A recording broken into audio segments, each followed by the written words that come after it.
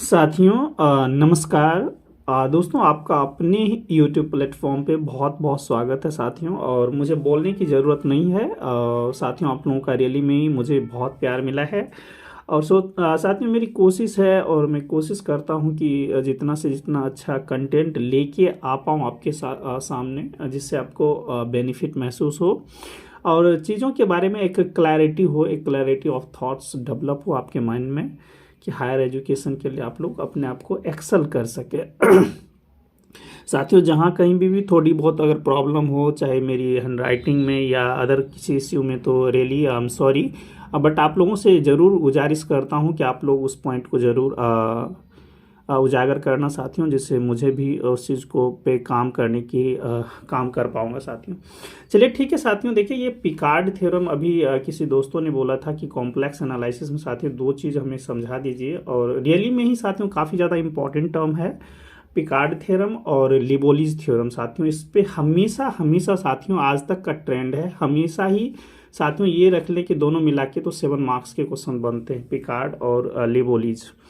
वैसे extended लेबोलिज theorem मेरी कोशिश रहेगी साथियों नेक्स्ट वीडियोज में इसको लेके आऊँगा, तो थोड़ा बहुत आप समझते जाएं कि साथियों पिकार्ड थ्योरम क्या कहता है और लिबोलिज थ्योरम क्या कहता है। पहले पिकार्ड को समझते हैं साथियों। एक तो डिफरेंशियल इक्वेशन में है पिकार्ड थ्योरम, जहाँ पे हम लोग यूनिक सॉल्यूशन फाइंड आउट करते हैं, है ना। ये हमारा साथियों कॉम्प्लेक्स एनालिसिस का है। तो पिकार्ड थ्योरम का देखिए स्टेटमेंट क्या बोलता है, आराम से समझते हैं साथियों। देखिए क्या बोलता है कि यहाँ का कीवर्ड क्या है साथियों। यहाँ पे देखिए ये नॉन कांस्टेंट लिखा हुआ है ना। कांस्टेंट फंक्शन और नॉन कांस्टेंट फंक्शन आप लोग अच्छे से फेमिलियर होंगे साथियों। नॉन कांस्टेंट फंक्शन क्या होता है, उसका रेंज स्पेस हमेशा ही सिंगल एलिमेंट रखता है। किसका साथियों, कांस्टेंट फंक्शन का। ये जरूर याद रखें, कांस्टेंट फंक्शन का रेंज स्पेस हमेशा ही सिंगल एलिमेंट रखता है। लेकिन साथियों नॉन कांस्टेंट जब हमारा फंक्शन होता है तो हमेशा वो 2 या 2 से ज़्यादा क्या रखेगा, रेंज स्पेस में मेंबर रखेगा। चूंकि कॉम्प्लेक्स फंक्शन की बातें कर रहे हैं तो कॉम्प्लेक्स नंबर की या कॉम्प्लेक्स वैल्यू की बात करेंगे। So we have two very important terms. First one is non constant साथियों, और second one is entire function. Entire क्या होता है आपको पता होगा कि एंटायर फंक्शन के बारे में हम लोगों ने क्या लर्न करा है साथियों, कि ये कंटिन्यूसली डिफरेंशिएबल होना चाहिए through out the entire domain, है ना। जो सी के ऊपर साथियों, एंटायर डोमेन सी के ऊपर ये क्या होना चाहिए, कंटिन्यूसली डिफरेंशिएबल होना चाहिए। तब हम लोग बोलते हैं कि एंटायर फंक्शन है। या आप सिंपल सी बातें बोलें कि साथियों जो हमारा डोमेन स्पेस गिवन रहेगा, जो हमारा साथियों डोमेन स्पेस गिवन रहेगा, उसके प्रत्येक पॉइंट पे क्या होगा, डोमेन के साथियों प्रत्येक पॉइंट पे, इसके प्रत्येक पॉइंट पे क्या होना चाहिए, फंक्शन जो हमारा कॉम्प्लेक्स वैल्यूड फंक्शन होगा साथियों, वो कंटिन्यूसली डिफरेंशिएबल होना चाहिए। क्या होना चाहिए, कंटिन्यूसली डिफरेंशिएबल, ठीक, ऑन एंटायर डोमेन सी। अगर ऐसा होता है तो हम लोगों को इसको एक अलग नाम देते हैं, एंटायर फंक्शन। तो फर्स्ट वन आप थोड़ा सा क्लियर करते जाए साथियों। कांस्टेंट फंक्शन की पहचान क्या है, कि कांस्टेंट फंक्शन साथियों आपको पता है कि ये जो हमारा रेंज है उसमें क्या होगा, range of function contains exactly 1 element, है ना। एक एलिमेंट होता है कौन सा, कांस्टेंट फंक्शन का साथियों। और नॉन कांस्टेंट फंक्शन की क्या पहचान है, कि नॉन कांस्टेंट फंक्शन का जो रेंज स्पेस होता है साथियों, इसको जरूर याद रखें। ये जो हमारा रेंज स्पेस का जो साथियों कार्डिनलिटी होगा या 2 से ज़्यादा होगा, ठीक है। बेसिक बातें आप याद रखें कि कांस्टेंट फंक्शन क्या रखेगा साथियों, कांस्टेंट फंक्शन का रेंज स्पेस की जो कार्डिनलिटी होगा वो एग्जैक्टली 1 होगा। इसको क्यों बताने की हमको ज़रूरत पड़ रही है साथियों, अभी मैं आपको क्लियर करता हूँ, इसको ज़रूर याद रखें साथियों। यहाँ देखिए, every non constant entire function, non constant does means we must have 2 or more than 2 elements in its range space, first one. और साथियों एंटायर फंक्शन क्या होगा, एंटायर फंक्शन बोलता है कि हमारा जो कॉम्प्लेक्स वैल्यूड फंक्शन होगा साथियों, अपने डोमेन के प्रत्येक एलिमेंट पे क्या होना चाहिए, कंटिन्यूसली डिफरेंशिएबल होना चाहिए साथियों। 2 वर्ड में आपको क्लियर कर दूं कि बाद में कोई इश्यू ना रहे आपको समझने में। कांस्टेंट फंक्शन क्या होता है साथियों, आपको ये मुझे बताना ज़्यादा वो नहीं है, फिर भी थोड़ा सा एक क्लैरिटी आ जाए साथियों। ये क्या है, रेंज स्पेस की जो कार्डिनलिटी है साथियों एग्जैक्टली 1 एलिमेंट, है ना। और साथियों नॉन कांस्टेंट फंक्शन है, नॉन कांस्टेंट फंक्शन वो क्या करेगा इसका जो फंक्शंस बनेगा, चाहे जेड हो, कुछ भी ले लीजिए, जेड स्क्वायर, ये सब क्या है, नॉन कांस्टेंट फंक्शन है। अच्छा एक टर्म्स और भी लिख लीजिएगा, नॉन जीरो नॉन कांस्टेंट, थोड़ा अच्छा रहेगा। तो साथियों ये जब भी लेंगे तो आपको दिख रहा है कि इसमें है ना कि इसका जो रेंज स्पेस है वो 2 या 2 से ज़्यादा हाँ एलिमेंट रखेगा। ये जो मैं नंबर ऑफ कॉम्प्लेक्स वैल्यू या फिर ये एलिमेंट की जो बातें कर रहा हूँ, ये क्यों कर रहा हूँ, तो साथियों अभी आपको पता लगेगा कि व्हाट इज़ द यूज। तो साथियों दो चीज़ आप याद रखें, पहला तो नॉन कांस्टेंट, चूँकि कॉम्प्लेक्स नंबर लर्न करते हैं तो कॉम्प्लेक्स वैल्यूड फंक्शन की बातें होनी चाहिए। दूसरा साथियों एंटायर, और एंटायर फंक्शन क्या होता है, if a function going from complex to complex. Then साथियों जो है हमारा फंक्शन जो है complex valued function entire function कहलाएगा। क्या कहलाएगा साथियों, एंटायर फंक्शन कब कहलाएगा, इफ फंक्शन जो है ये क्या होना चाहिए साथियों, कंटिन्यूसली डिफरेंशिएबल होना चाहिए। क्या होना चाहिए, continuously differentiable over entire domain C, है ना। क्या होना चाहिए साथियों, एंटायर डोमेन सी के ऊपर अगर ये कंटिन्यूसली डिफरेंशिएबल होएगा तो ये एंटायर फंक्शन होगा, अदरवाइज ये फंक्शन एंटायर नहीं होगा। चलिए इतना ज़्यादा कुछ बहुत सारा चीज़ आपको रियल एनालिसिस का भी इसमें हेल्प करेगा, है ना, कि साथियों जो भी पॉलिनोमियल होता है वो एंटायर फंक्शन है, बिकॉज है ना continuously differentiable on each and every point of the domain space होता है। कुछ भी जो भी लेने का मन करे आपको, इस टाइप से आप लोग लेके कर सकते हैं। चलिए साथियों इस पे टाइम गवाते नहीं हैं और आगे बढ़ते हैं थोड़ा सा अपने मेन पॉइंट्स पे।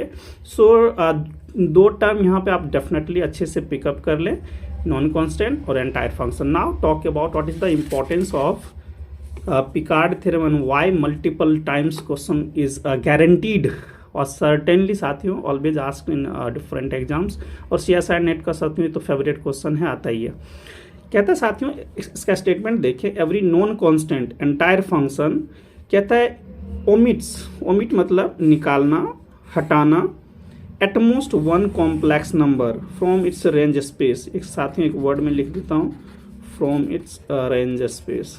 कहाँ से निकालेगा साथियों, रेंज स्पेस। अब जरा समझें ये क्या बोला, एवरी नॉन कांस्टेंट और एंटायर फंक्शन क्या होगा, ओमिट करेगा एक एटमोस्ट वन कॉम्प्लेक्स नंबर। कहता है या तो एक कॉम्प्लेक्स नंबर साथियों ये ओमिट करेगा या नहीं करेगा। एटमोस्ट का क्या मतलब है, ज़्यादा ज़्यादा या तो अपने इसके रेंज स्पेस से एक एलिमेंट को ओमिट कर दे या साथियों ओमिट ना करे, ठीक है। अगर ऐसा कोई फंक्शन है, एंटायर फंक्शन है, तो साथियों वो नॉन कांस्टेंट होगा। क्या होगा, non constant function. Entire function का ये रिजल्ट है कि एंटायर फंक्शन होना चाहिए और नॉन कांस्टेंट फंक्शन होगा वो ज़्यादा से ज़्यादा एक एलिमेंट या एक कॉम्प्लेक्स वैल्यू अपने रेंज स्पेस से ओमिट कर सकता है, ठीक है। अभी मैं आपको सारे चीज़ समझा देता हूँ, और साथियों इसी का मैं काउंटर एग्जांपल्स, ये P इम्प्लाइज Q समझ लीजिए साथियों, ये P इम्प्लाइज Q है, और ये साथियों negation of Q implies negation of P लिखा गया है। और ये आपको पता इफ एंड ओनली क्राइटेरिया चलता है कि P implies Q if and only if negation of Q implies negation of Q. So both statement are similar, so there is no doubt about। चलिए साथियों समझते हैं, थोड़ा जिगजैग हो गया, एक ही पेज पे मैंने सारा चीज़ कर दिया।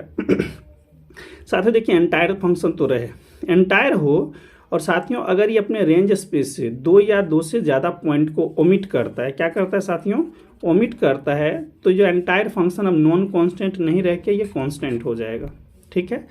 मुझे ये उम्मीद है कि ये बातें आपको समझ में आ गई होगी। मैं थोड़ा सा आपको एक थोड़ा अच्छे से क्लियर करने की कोशिश करता हूँ। क्या याद रखना है आपको साथियों, कोई एंटायर फंक्शन है और ये नॉन कांस्टेंट है, यानी हमारे नॉन कांस्टेंट एंटायर फंक्शन का ब्यूटी क्या है कि साथियों कि एटमोस्ट वन पॉइंट जो है, पॉइंट कह ले साथियों, कॉम्प्लेक्स वैल्यू ओमिट करेगा, ओमिट्स फ्रॉम इट्स रेंज स्पेस। क्या करेगा साथियों, अपने रेंज स्पेस से ज़्यादा एक पॉइंट को ये ओमिट कर सकता है, निकाल सकता है, ठीक है ना। कौन, नॉन कांस्टेंट एंटायर फंक्शन। और यही साथियों अगर कोई एंटायर फंक्शन ऐसा हो जो दो या दो से ज़्यादा पॉइंट को ओमिट करे, क्या करेगा साथियों, ओमिट करेगा। कहाँ से ओमिट करेगा, रेंज स्पेस से। अगर ऐसा करेगा तो साथियों अब ये नॉन कांस्टेंट नहीं रह के कांस्टेंट बन जाएगा। क्या है, कांस्टेंट फंक्शन बनेगा। ये साथियों मैं हमेशा बोलता हूँ कि CSIR नेट का बहुत फेमस क्वेश्चन है और हमेशा ही क्वेश्चन आता है। ठीक है, अब जरा कुछ समझते हैं, कुछ एग्जाम्पल के थ्रू हम समझते हैं तो आपको एक ज़्यादा क्लैरिटी ऑफ थॉट्स देखने को मिलेगा। चलिए साथियों, एक क्वेश्चन बोला है function going from complex to complex and question says ask you, बताइए जो क्वेश्चन है ये कैसा क्वेश्चन है, कांस्टेंट है या नॉन कांस्टेंट। क्वेश्चन आपको ये पूछा जा रहा है कि इज इट कांस्टेंट, है ना, कांस्टेंट है साथियों या नॉन कांस्टेंट है, कांस्टेंट है या नॉन कांस्टेंट, ये पूछा जा रहा है। आराम से समझते हैं, बहुत इजी है साथियों। ये क्या है, F of Z equals to Z, ये एक्चुअली में क्या लिखा हुआ है, एक्स प्लस आयोटा हुआ है ना, एक्स प्लस आयोटा हुआ है ना। और ये क्या है साथियों, आपको पता है ये पॉलिनोमियल है, तो रियल में भी पॉलिनोमियल और इसमें भी पॉलिनोमियल, है ना। और इसके बारे में ज़्यादा कुछ सोचना नहीं, एंटायर तो है ही, है ना, कि कंटिन्यूसली डिफरेंशिएबल है फंक्शन। अब साथियों यहाँ से थोड़ा आराम से समझिए कि, और दिख रहा है साथियों कि फंक्शन जो है हमारे पास, है ना, ये x चूंकि अनबाउंडेड है साथियों, x भी अनबाउंडेड, y भी अनबाउंडेड है ना। सो तो ये तो क्या करेगा साथियों, पूरे है ना, पूरे प्लेन को कवर कर लेगा साथियों, है ना, कर लेगा। तो इसका मतलब है कि ये फंक्शन कैसा रहेगा साथियों, नॉन कांस्टेंट रहेगा। चलिए थोड़ा और भी समझते हैं, कुछ ज़्यादा मैं आपको क्लैरिटी बताऊंगा कि ये किस तरह से आप लोग समझ पाएँ।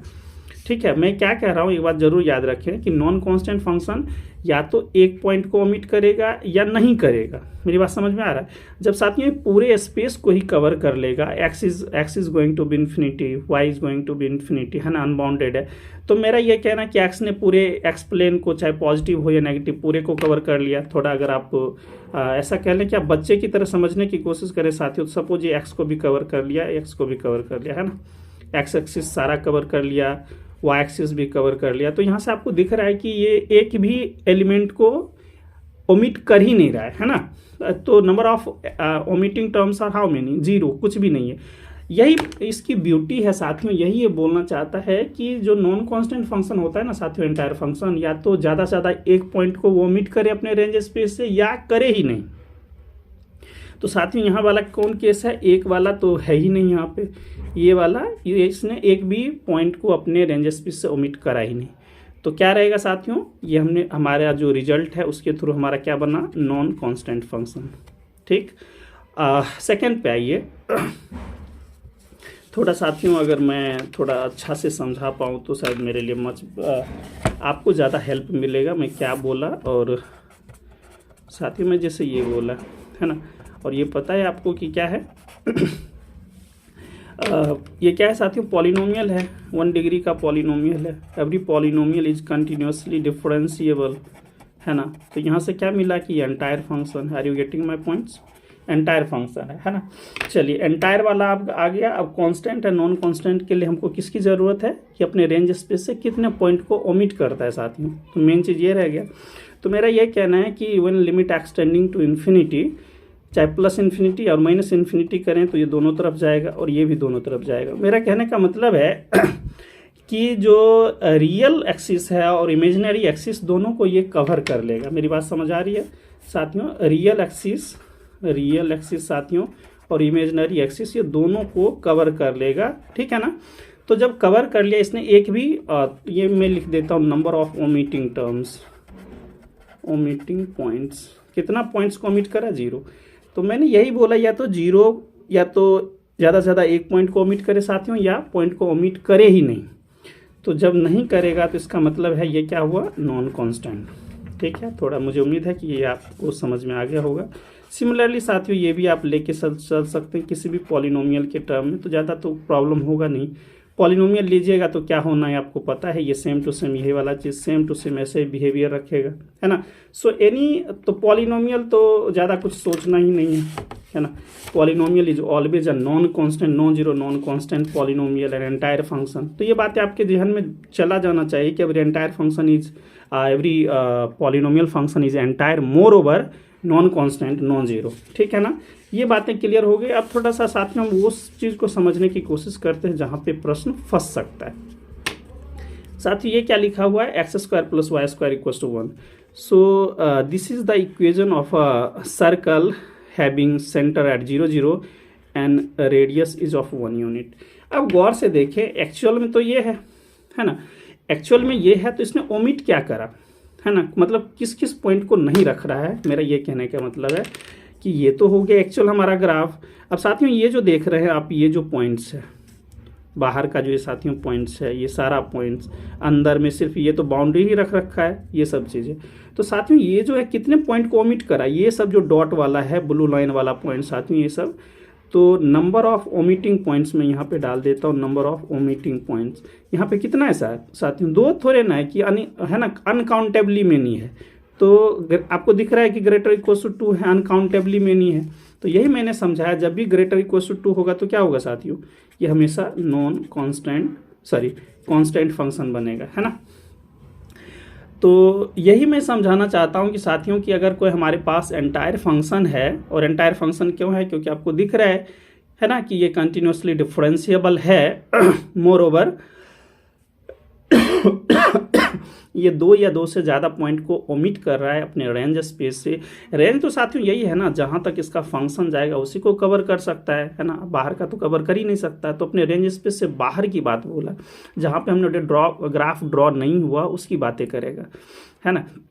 तो ये साथियों कितने पॉइंट्स को अपने रेंज स्पेस से कवर कर रहा है, 2 या 2 से ज़्यादा, इसलिए फंक्शन कांस्टेंट होगा। ठीक है, मुझे उम्मीद है समझ में आ रहा होगा बात।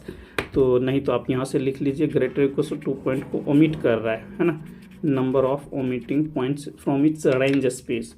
तो रेंज जो ये है येलो ग्रीन लाइन, उससे हटा दीजिए, उससे बाहर में अनगिनत पॉइंट्स हैं, इसलिए ये कैसा फंक्शन रहेगा साथियों, कांस्टेंट रहेगा। Now come to the another one. ये वाला साथियों आपको पता है, इसको सिंपल सा भी बना सकते हैं, या -2 से 2 तक भी ये भी आप रख सकते हैं। ये साथियों मैंने 2 और -2 कर दिया है ना। तो इसके बीच का ही नंबर रखेगा, तो इसके बीच का मतलब क्या है, -2 से 2 के बीच में x हमारा लाई करेगा। तो साथियों ये मान लीजिए ये आपका क्या है, रेंज स्पेस है ना। रेंज स्पेस यही है, मतलब ये वाला मैं कह दूं, ये वाला साथियों हमारा रेंज स्पेस है, ग्रीन लाइन वाला। तो बाहर कौन सा है, मैं कह रहा हूँ कि ये जो पॉइंट सब है, ये जो पॉइंट्स है हमारे पूरे डोमेन के अंदर, सॉरी रेंज स्पेस के अंदर। तो साथियों कितने पॉइंट्स को ये ओमिट कर रहा है ना, 1 से ज़्यादा 2 या 2 से ज़्यादा पॉइंट को ओमिट कर रहा है। तो जब ही 2 से ज़्यादा पॉइंट को ओमिट करेगा, फंक्शन कैसा होगा, कांस्टेंट होगा। ठीक है ना। अब x is greater equal to 1 की बातें करें साथियों, x is greater equal to 1, x 1 आप रख लें पहले, x इक्वल टू 1 या 1 से बड़ा, 1 होगा या साथियों 1 से बड़ा, यही आपका रेंज स्पेस है ना। ये रख रखा है कि x is greater equal to 1। ठीक है, अब देखिए ये तो रख लिया, तो हमारे पास कितना पॉइंट को ये ओमिट कर रहा है, छोड़ रहा है कितने पॉइंट को, अपने रेंज स्पेस को, रेंज स्पेस से बाहर इसके पास साथियों इतने पॉइंट्स, समझ रहे हैं। तो ये कितना है, 2 या 2 से ज़्यादा पॉइंट्स है, इसलिए साथियों ये जो फंक्शन है ये हमारा कांस्टेंट। ठीक है, ये फंक्शन क्या है, कांस्टेंट है, ये फंक्शन क्या है, कांस्टेंट। मुझे अब नहीं लग रहा है आप लोगों को समझने में कुछ भी प्रॉब्लम होगा साथियों। ठीक है, अब ये इसको देखिए, यहाँ पे y इक्वल टू 5 है, y इक्वल टू 5 करेंगे तो y इक्वल टू 5 साथियों, ये y इक्वल टू 5 आया है ना। तो ये हमारा y इक्वल टू 5। अब गौर से देखेंगे तो साथियों, तो ये तो इसका क्या है, हमारे पास सिंगलटन आ गया है ना। y इक्वल टू 5 हमारे पास रेंज स्पेस का तो ये मेंबर रह गया, लेकिन साथियों ये वाला चीज़ है, ये सबको ये ओमिट कर रहा है, ये सबको साथियों ये ओमिट कर रहा है। ठीक है ना, इसलिए ये सब क्या है, कांस्टेंट फंक्शन है। मुझे उम्मीद है ये बातें आपको समझ में आ गई होगी, और बहुत अच्छे से समझ में आ गई होगी। अब एक क्वेश्चन आप पूछेंगे, साथियों एक क्वेश्चन मैं बता देता हूँ। इस बार जो जेईई मेंस का, सॉरी जेईई मेंस कह रहा हूँ साथियों, इसका जो एक क्वेश्चन आ रखा था इसमें सीएसआर नेट में क्वेश्चन ने बाकायदा ही दे रखा था कि बताइए कि फंक्शन कांस्टेंट या नॉन कांस्टेंट होगा, और इसने यही बोल दिया था, एंटायर ऑलरेडी मेंशन था, और ये साथियों ऐसा लिखा हुआ था। मतलब अपने है ना इमेज रेंज स्पेस से एक पॉइंट को, सिंगल पॉइंट को क्या कर रहा है, ओमिट कर रहा है। 0 नहीं था साथियों, ये ऐसा था z-a, और यहाँ पे लिखा हुआ था a बिलोंग्स टू r, है ना। तो a बिलोंग्स टू r, लेकिन इसने अपने आप को सिंगलटन बना दिया है ना। तो अपने रेंज स्पेस से साथियों सिंगल एलिमेंट को ओमिट कर रहा है ना। इसका मतलब है कि ये जो फंक्शन है अब कैसा रहेगा साथियों, नॉन कांस्टेंट फंक्शन रहेगा। तो यही सा एक क्वेश्चन दिया होता है। मुझे उम्मीद है साथियों बातें बहुत अच्छे से आपको समझ में आ रहा होगा। अब मुझे नहीं लग रहा है यहाँ तक आपको कुछ भी प्रॉब्लम होगा समझने में। Now come to the another one that is very very important one. और साथियों देखेंगे तो आपको पिकार्ड अगर समझ में आ गया है तो ये भी समझ में आ जाएगा, ये मैं गारंटी देता हूँ।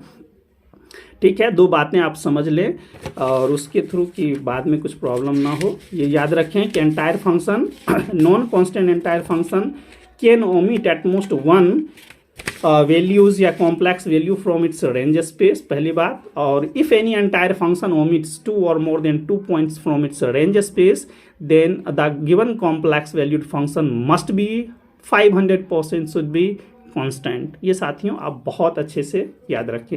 हिंदी में अगर आप समझें तो साथियों प्रत्येक नॉन कांस्टेंट एंटायर फंक्शन या तो एक नंबर अपने रेंज स्पेस से हटाएगा, ओमिट करेगा, या फिर ओमिट ही नहीं करेगा, पहली बात। और दूसरी बात, अगर कोई साथियों एंटायर फंक्शन अपने रेंज स्पेस से 2 या 2 से अधिक कॉम्प्लेक्स नंबर को अपने रेंज स्पेस से हटाता है, ओमिट करता है, तो साथियों वो जो फंक्शन निश्चित रूप से 1000% साथियों वो कांस्टेंट फंक्शन होगा। मुझे उम्मीद है साथियों ये बातें आपके जहन में डेफिनेटली गई होगी और मुझे नहीं लग रहा कि अब आप भूलेंगे इस चीज़ को। Now come to the very very beautiful results, Liouville's theorem. साथियों लिवोलिज थ्योरम बहुत ही ज़्यादा फेमस हो गया और फेमस है। चलिए साथियों लिवोलिज थ्योरम का स्टेटमेंट क्या बोलता है ये आप पहले जानें। ये साथियों स्टेटमेंट है कि एवरी एंटायर बाउंडेड फंक्शन, क्या है साथियों, एवरी एंटायर बाउंडेड, एंटायर होना चाहिए और बाउंडेड फंक्शन होना चाहिए। अच्छा, बाउंडेड फंक्शन का क्या मतलब है कि चूंकि कॉम्प्लेक्स वैल्यूड फंक्शन में हम लोग काम कर रहे हैं तो साथियों रियल एक्सिस और imaginary axis both should be bounded. अगर ऐसा होता है तो एंटायर बाउंडेड फंक्शन हमेशा ही क्या होगा साथियों, कांस्टेंट होगा। ठीक है, अब यहाँ पे बहुत सारा चीज़ आपको समझने की ज़रूरत पड़ेगी साथियों। ये जो वर्ड लिखा हुआ है बाउंडेड, ये बहुत ही ज़्यादा इंपॉर्टेंट है कि इसका एक्स एक्सिस और Y axis both should be bounded in real axis and imaginary axis both should be bounded. ठीक है चलिए, इसका ये तो साथियों P इम्प्लाइज Q है। अब इसको हम लोग करेंगे, आपको पता है if P implies Q then negation of Q always implies negation of P। ठीक है, इसको ज़रूर याद रखा जाए और इसी चीज़ को हम लोग यूज करते हैं कि every entire non constant function, entire हो साथियों और नॉन कांस्टेंट फंक्शन हमेशा अनबाउंडेड होता है। इसको जरूर याद रखिए और साथियों सबसे ज़्यादा यही पूछता है, इसी को दूसरे रूप में इस प्रॉपर्टीज के थ्रू ये पूछता है कि एवरी एंटायर नॉन कांस्टेंट या every non constant entire function always be unbounded. साथियों स्ट्रेट फॉरवर्ड, अगर आप CSI नेट का अगर पेपर निकाल के देखें तो उसमें साथियों 3 टाइम्स स्ट्रेट फॉरवर्ड यही रिजल्ट दिया हुआ है कि बताइए कि नॉन कांस्टेंट एंटायर फंक्शन क्या होता है, बाउंडेड, अनबाउंडेड, इस टाइप से आपको देखने को मिलेगा साथियों। ठीक है, तो मुझे उम्मीद है ये बातें अब ज़्यादा वो नहीं है कि आपको पजल करेगा। अब आराम से आप समझ लें कि entire bounded function is always constant and entire non constant function is always unbounded. लेकिन साथियों समझदारी बेहद ज़रूरी है जो मैंने ये बताया। और एक बार और भी क्वेश्चन आपको फंसाने के लिए दिया था कि एंटायर फंक्शन हो साथियों और यहाँ पे लिख दिया था नॉट बाउंडेड, क्या होगा। समझदारी बेहद ज़रूरी है, यहाँ से याद रखें entire bounded function is constant और entire non constant function is always unbounded. लेकिन ये क्या है, P इम्प्लाइज Q है साथियों, ये negation of Q implies negation of P है। ठीक है, लेकिन ये जो बोलता है अगर आपको याद रखना है कि P इम्प्लाइज Q देन इसको याद रखना है साथियों कि निगेशन ऑफ P अगर बोला जाए तो आपको साइलेंट रहना है, Q हो भी सकता है और Q नहीं भी हो सकता है। ठीक है तो साथियों बी साइलेंट का मतलब है कुछ नहीं कह सकते, हो भी सकता है और नहीं भी हो सकता है, नीड है ना, कांट से एनीथिंग। तो कांट से एनीथिंग वाला इस चीज़ को जरूर याद रखें कि हो भी सकता है साथियों और नहीं भी हो सकता है। क्या हो सकता है, नहीं हो सकता है, कांस्टेंट फंक्शन हो भी सकता है और नहीं भी हो सकता है। So there is no surety about any entire non constant not bounded function may और may not be a constant. इसको जरूर याद रखें साथियों। आज मैं नहीं बता पाऊंगा, थोड़ा टाइम ज़्यादा हो गया। मैं सोच रहा था कि होमोमॉर्फिक फंक्शन करवाता, मेरोमॉर्फिक फंक्शन तो साथियों उसमें एटमोस्ट 1 जो रेंज स्पेस से ओमिट करते हैं वो समझा पाता। चलिए साथियों उतना डेप्थ में मैं नहीं लेके जा रहा हूँ। तो साथियों इस चीज़ को ज़रूर याद रखें, एंटायर फंक्शन और बाउंडेड होना चाहिए। एवरी एंटायर फंक्शन और बाउंडेड होगा तो हमेशा ही कांस्टेंट होगा साथियों। जैसे अगर कोई भी फंक्शन अगर मान लिया जाए, कोई भी फंक्शन लिया, उसमें ये दिया है कि mod of x is less और equals to mod of y is less और इक्वल्स टू, तो है ना, तो साथ में ये क्या है, बोथ आर बाउंडेड, तो ये क्या हो जाएगा, कांस्टेंट हो जाएगा ना,